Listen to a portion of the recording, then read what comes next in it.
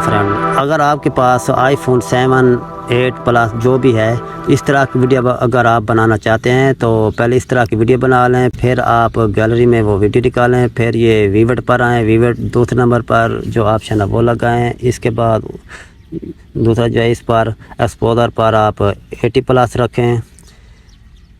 इसके बाद यानी 80 प्लस रखें। हाईलाइट को -80 पर रखें, यानी 80 पर रखें। इसके बाद जो है ना शैडो को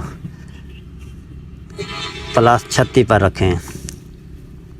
इसके बाद जो है ना आप इस तरह की वीडियो बना सकते हैं। और कंट्रास्ट को -36 पर रखें।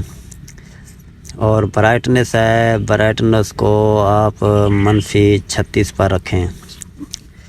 इसके अलावा ब्लैक पॉइंट को +4 पर रखें। और सैचुरेशन को -36 पर रखें। और विब्रेंसी को 100 प्लस रखें। इसके बाद वार्मथ है, इसको -25 पर रखें। इसके बाद फ्रेंड 10 को 10 ही कर दें, यानी +10 कर दें। इसके बाद वापस आ जाएं एक्सपोजर पर। एक्सपोजर को आहिस्ता लेफ़्ट साइड पर घुमाते हैं, इसको रखें 9 पर, यह आ जाएगा +9 पर। इस तरह आपकी वीडियो बन गई। Thank you for watching. अगर वीडियो अच्छी लगी तो प्लीज़ चैनल को लाइक और सब्सक्राइब करें।